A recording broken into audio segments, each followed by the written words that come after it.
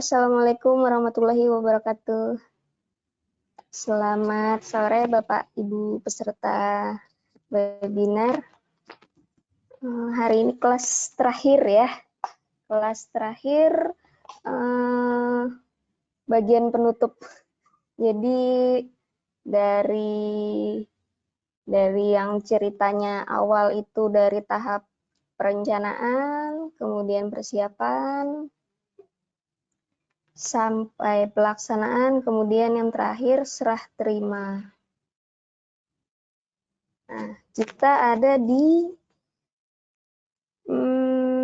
sebelum masuk lebih jauh, saya mohon izin ya Bapak Ibu ya. Tadi juga ada yang saya share itu dari buku sakunya LKPP, bisa buat tambahan bacaan. Kalau untuk slide kayaknya slide-nya Pak Fahro Raji dan saya udah cukup deh.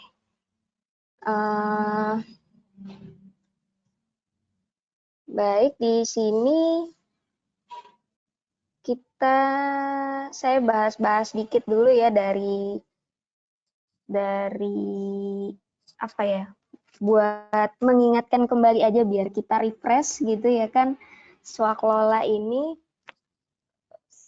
suatu kegiatan yang memerlukan kemampuan untuk menghandle, untuk manajemen sendiri gitu ya kan.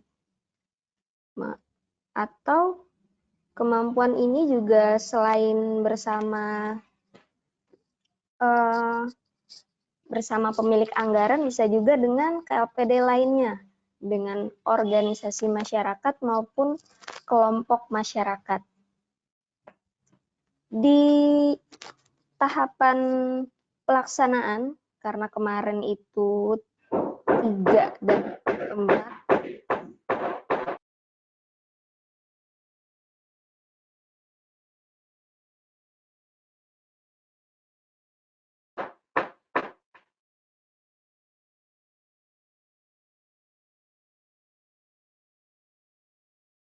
di tahapan pelaksanaan perbedaan pelaksanaan swaklola tipe 3 maupun 4, yaitu dari sejak tahapan perencanaannya. Dari penetapan tipenya pun sudah terlihat perbedaannya. Aduh, saya mohon maaf ada gangguan.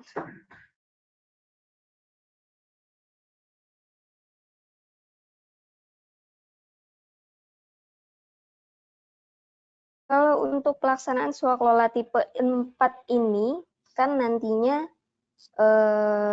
dilaksanakan ini berdasarkan kontrak antara PPK dengan pimpinan kelompok masyarakat. Nah, kemudian rancangan kontrak yang sebelumnya udah disusun itu, nanti sama-sama ditandatangani antara PPK dengan pimpinan kelompok masyarakat yang melaksanakan swaklola. Namun jika di dalamnya terdapat pelaksanaan yang memerlukan penyedia, maka ketika memerlukan kontrak tambahan itu juga bisa ditambahkan. Namun tetap kita berpedoman pada prinsip dan etika dalam pengadaan barang jasa. Kemudian bagaimana seandainya pelaksana swaklola itu tidak mampu ternyata. Tidak mampu dalam melaksanakan pengadaan bahan atau material pendukung yang dibutuhkan. Nah, maka bahan, material, alat, atau apapun itu disediakan oleh PPK. Dengan cara apa? Dengan cara melakukan kontrak terpisah lagi antara PPK dengan penyedia. Nah, di tahapan pelaksanaan itu ada yang namanya laporan-laporan. Nah, jadi laporan-laporan inilah yang sebenarnya yang agak-agak menjelimet gitu ya, karena tidak hanya tidak hanya kita sejak awal sudah harus terakuntabilitas gitu ya kan. Jadi semua pun harus didokumentasikan. Artinya dari tahapan perencanaan, persiapan, di tahapan pelaksanaannya, pengawasannya, sampai pertanggungjawabannya pun akan sebaiknya didokumentasikan. Cuman hal ini memang kadang sering dianggap udahlah nanti aja, yang penting jalan dulu kegiatannya.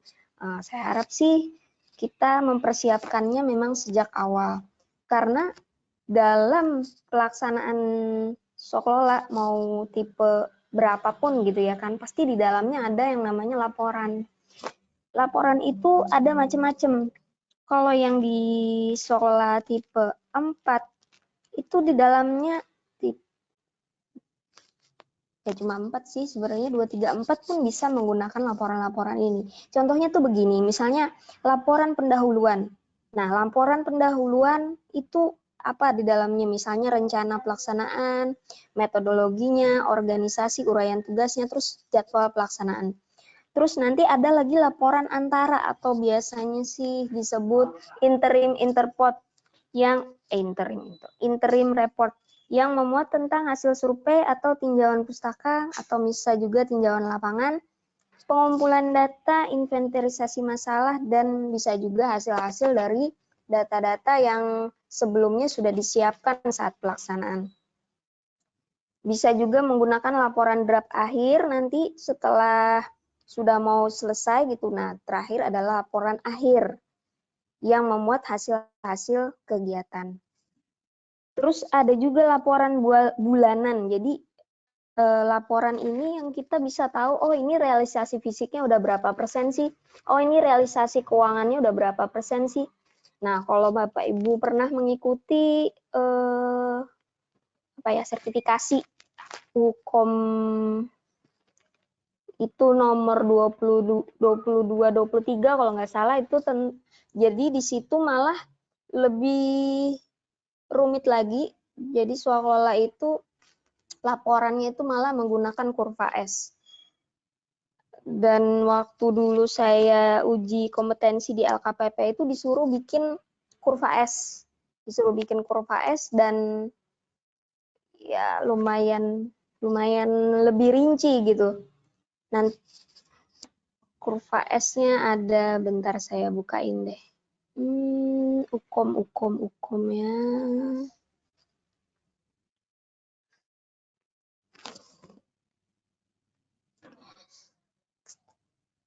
Kalau kemudian kelompok masyarakat pelaksana ini juga dilarang. Dilarang apa? Dilarang mengalihkan pekerjaan utama kepada pihak lain. 22 ya. Oh, bukan. Bentar ya, saya bukain yang kurva-kurva gitu.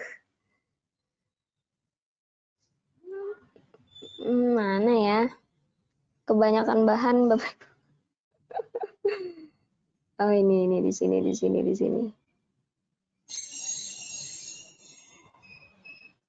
Nah, ini dia.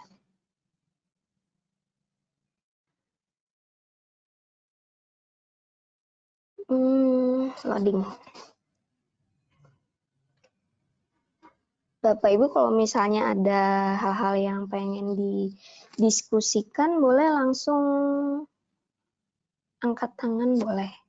Oh, 23 persiapan. 24 kalau gitu. Nah, di sini ini lebih jelas terlihat bagaimana sih kita tuh bikin kurva S tersebut. Dengan adanya kurva S ini justru lebih memudahkan ketika kita itu mengawasi. Nah,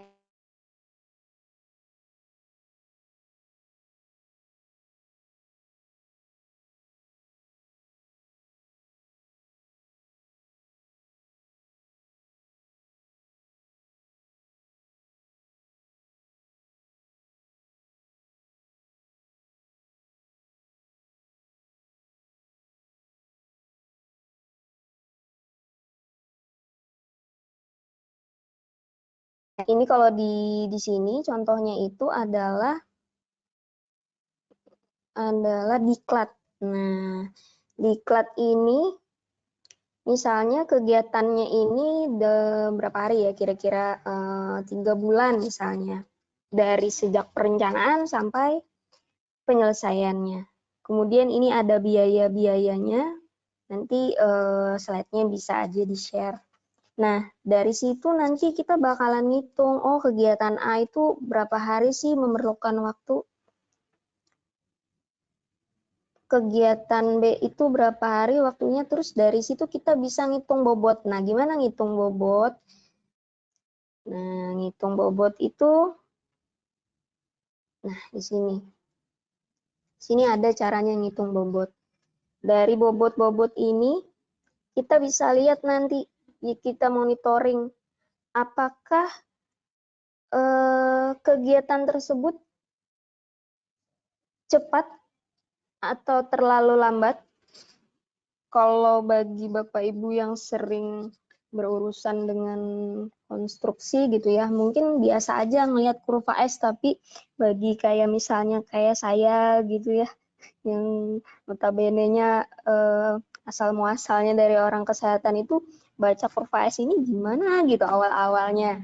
Nah, jadi kalau misalnya ketika jadwal itu udah begini, sesuai kurvanya. Nah, tapi ketika pelaksanaannya itu dari kurva ini di atas, nah itu berarti lebih cepat dari jadwal yang ditentukan.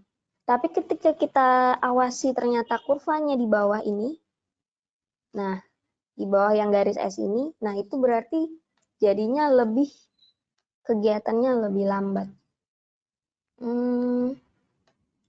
Aduh, banyak banget ya slide-nya. Oke.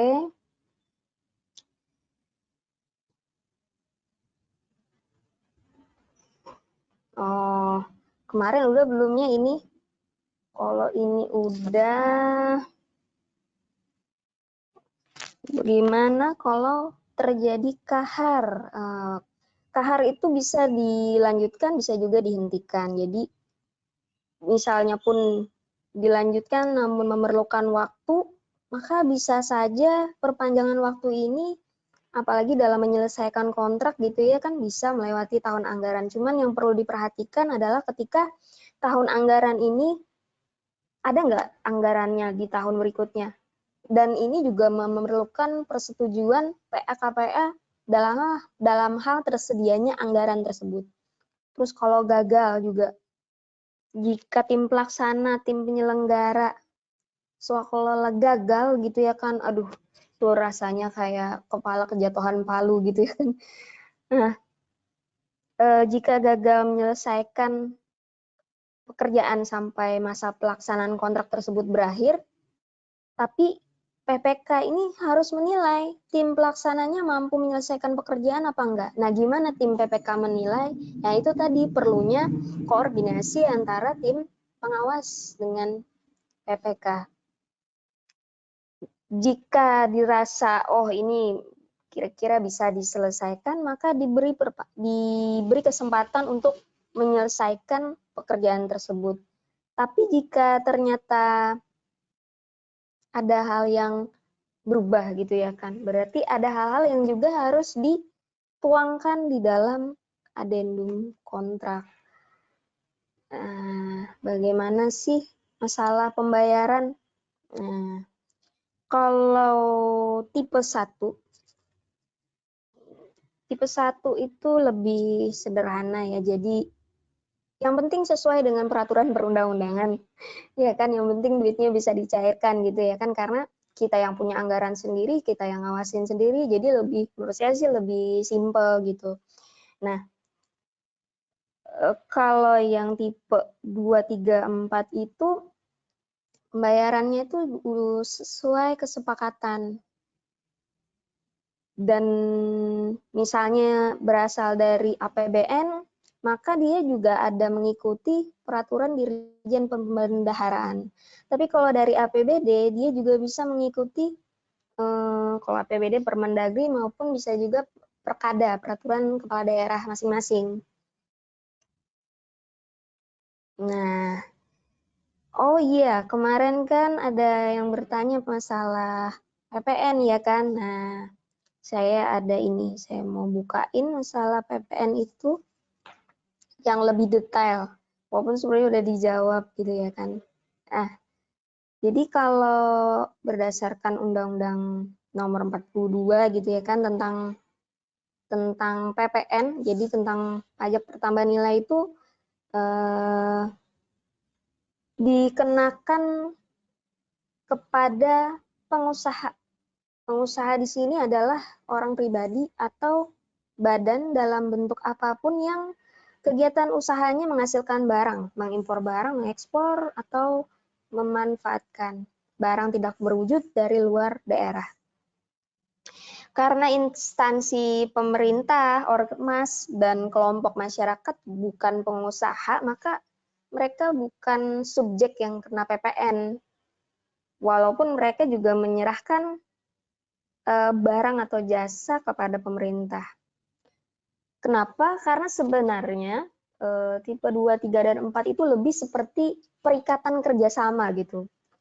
Kalau sama penyedia itu kan kita lebih seperti kontrak, perikatan kontrak gitu ya kan. Nah, ketika perikatan kontrak berarti di dalamnya berlaku denda, berlaku klausul-klausul. Nah, tapi kalau misalnya untuk tipe 2, 3, 4 ini sedikit berbeda karena di dalamnya adalah perikatan kerjasama. Nah, ini juga ini tentang PPh nih, ada udah PPh itu pakai PPh 21 gitu ya. Nah, ini kalau misalnya ada dikenakan, jika dikenakan denda, siapa saja yang bisa dikenakan denda gitu ya kan. Nah ini yang saya bilang tadi, jenis perikatan antara pemerintahan dengan pelaksana swaklola dengan KLPD lain, kelompok masyarakat maupun organisasi masyarakat itu perikatan kerjasama. Jadi kalaupun ada keterlambatan di dalamnya, maka itu adalah pembagian kewajiban antar para pihak ketika mengatasi permasalahan dan bukan sanksi denda. Namun, jika di dalamnya itu terdapat penyedia di dalamnya, maka memang kita harus tetap mengenakan denda sesuai yang biasanya di SSKK, syarat-syarat khusus kontrak. Di situ biasanya lebih detail itu ditulis. Terus kalau kita biasa upload gitu ya, mau tender maupun non-tender, SSUK itu syarat-syarat umum kontrak maupun SSKK itu saling berkaitan. Artinya syarat-syarat khusus kontrak di dalamnya itu benar-benar mencerminkan apa yang dan benar-benar detail apa yang kita butuhkan dari SSUK, karena di SSUK itu cuman umum banget di situ dibahas di dalamnya. Oke.